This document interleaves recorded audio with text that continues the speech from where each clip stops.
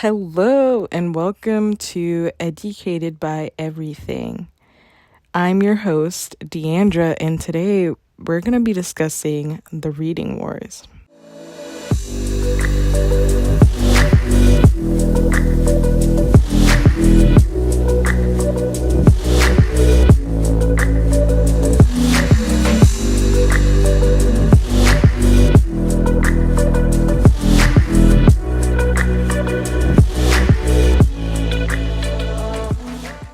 Okay, so let's start with I know you guys are sick of hearing about the pandemic, but just stick with me, okay? So think back to when the pandemic first started.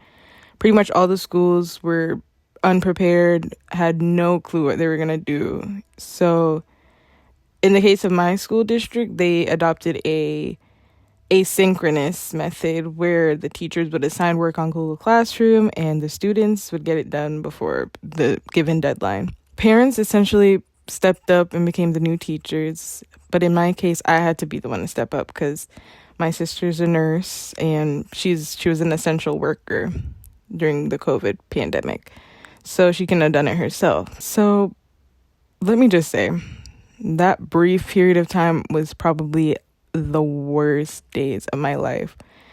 I would try to help him with all his subjects, but reading specifically was hard for him. Simple things that I did in kindergarten, my nephew can do as a third grader. I'd ask him to spell simple words, read grade level books, but he would end up getting frustrated and start crying. He simply just didn't know how to do any of it. The pandemic couldn't be blamed for this because these things should have been developed earlier. But the main difference that I could pinpoint was our education. I spent grades kindergarten through 4 in Jamaica, where they teach very rigorously, classrooms ranked. I had to take an entrance exam to actually get into my school, which was crazy. And at the end of the year, we have final exams, even as elementary schoolers. And I learned phonics, but he was taught in America and did not. There's been an increasing trend in kids not wanting to read, but it's not because of a lack of motivation, it's because they can't. Imagine if I gave you a task right now to do with vague instructions and tell you to figure it out in a given time. You'd be confused, you'd have no idea what to do. And this is what being a child that is introduced to reading through whole languages. And today we will be discussing the whole phonics versus whole language debate. So let's get started. So what got me thinking about this topic is I actually read an article from the Washington Post titled "The Reading Wars Are Ending, Phonics Won." This article looked into the notorious reading wars, which refers to the debate on what is the best way to teach children how to read.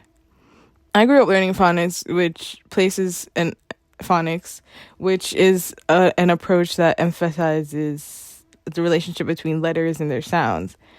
Places like California use whole language, which is an approach that focuses on recognizing the meaning of words in a context. Essentially, they use sight words to teach.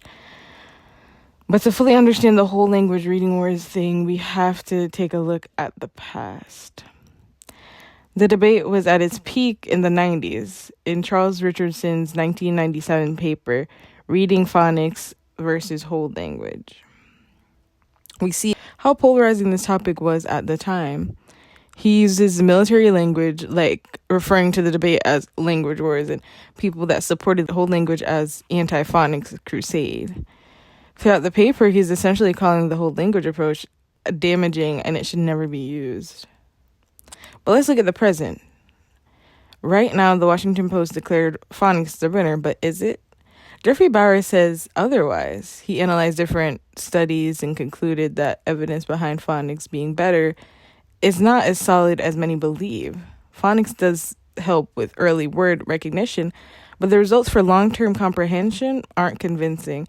And if we look at England, who made the teaching of phonics mandated nationwide, we see that there isn't much improvement since the mandate. This shows that the debate isn't black and white, but there's more factors at play here.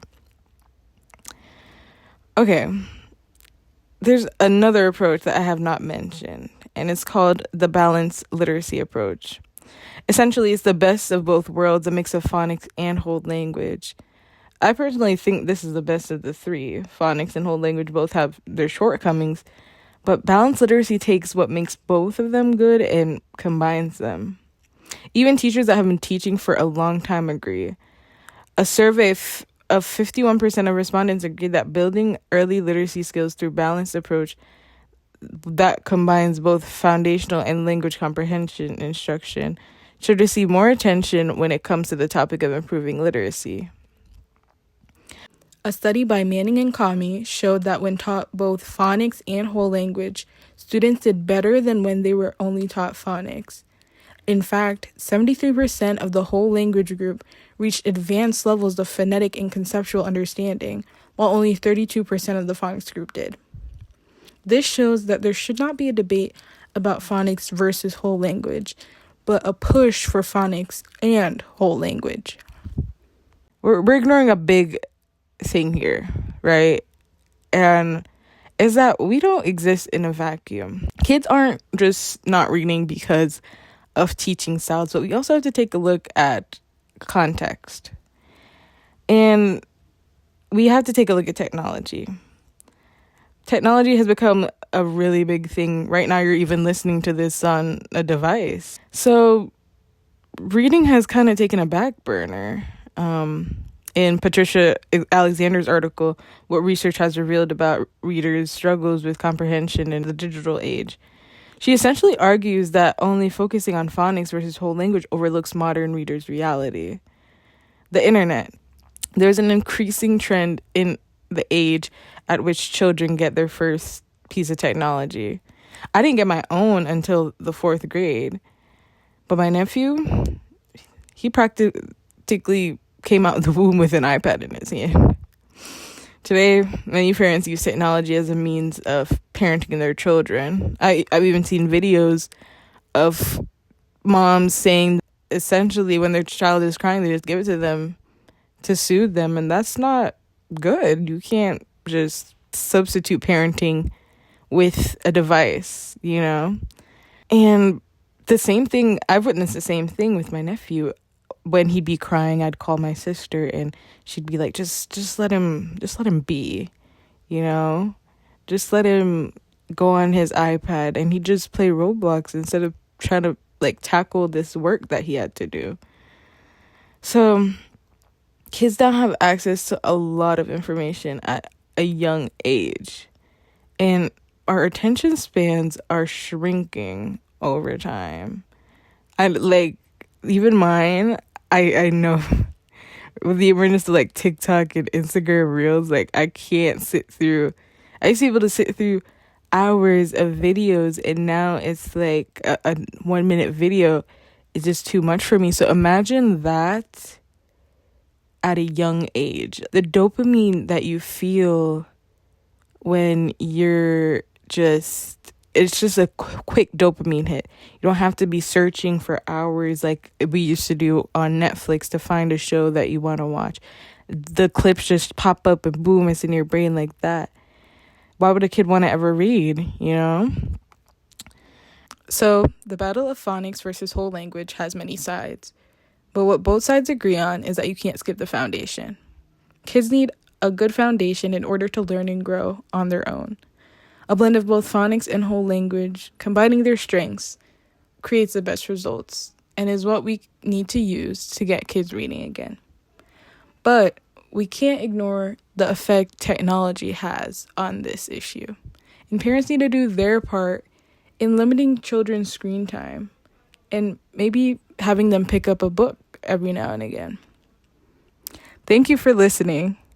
Please check out our other episodes by Micah, Tessa, or Alana, and have a great day, guys.